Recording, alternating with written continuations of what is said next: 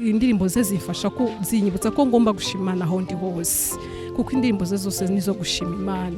Ibyo rero bigatuma nanjye mbishyira ku mutima kuko icyo nkoze cyose mbasha kubishima Imana. Ubutumwa dukora mu ndirimbo ze ni ubutumwa bw'amahoro, ubwiyunge, ese ni ubutumwa bw'urukundo. Ubutumwa bwe dukura mu ndirimbo harimo inyigisho, harimo gukunda Imana, kumenya gusenga, kudacika imbaraga, ukamenya ko ibibi ni byiza ugomba gushima.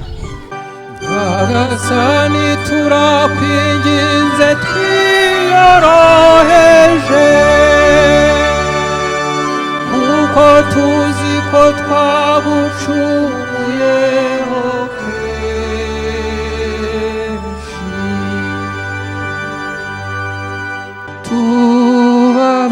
Tubabarire,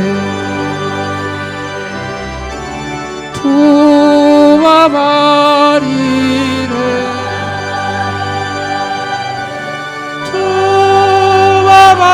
tubabarire mubyeyi utirima.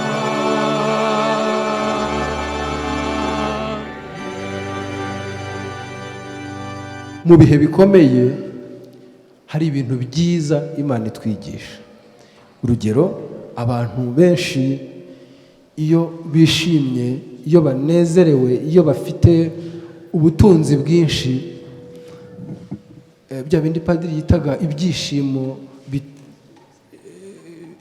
bitwibagiza gukinga, akenshi ntabwo babonera umwanya Imana. Ugasanga ubutunzi se, guhihibikanira amafaranga, ejo nzamera nte, cyangwa se kumenyekana cyane nabyo ibyo nakwita ishema, amashyi duhabwa n'abantu, byose akenshi bituma tugenda twibagirwa cyangwa tuburira umwanya Imana.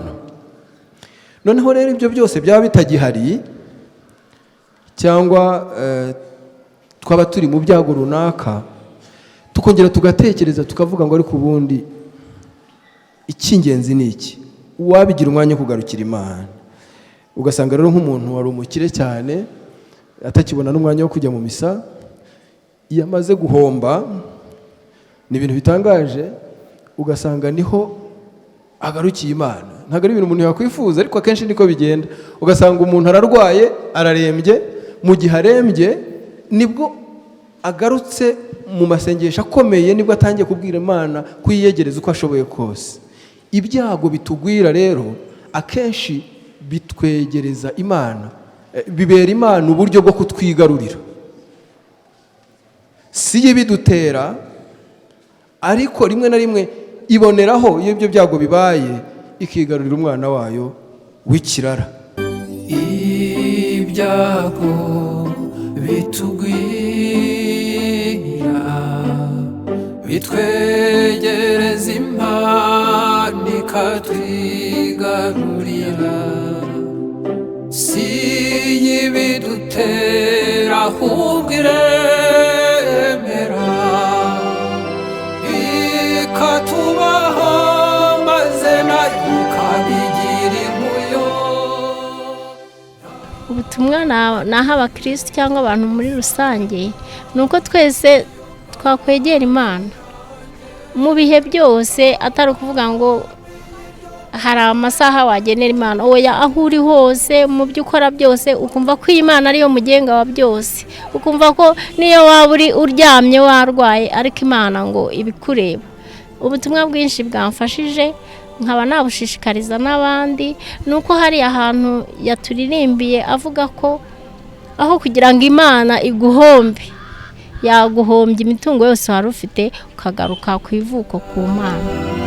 Aho kuguhomba yaguhombya, ugasubira ku isuku ugatangira bushya.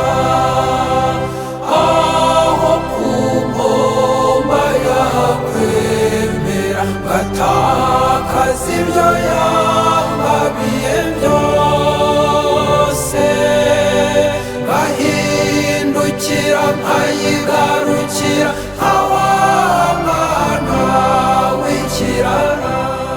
ubutumwa twageza ku bakristo ni uko twakomeza gushyiramo imbaraga mu gusenga no mu gukunda Imana no gukunda umubyeyi wacu Bikira Mariya kuko yadusuye hano iwacu i Rwanda by'umwihariko i Kibeho.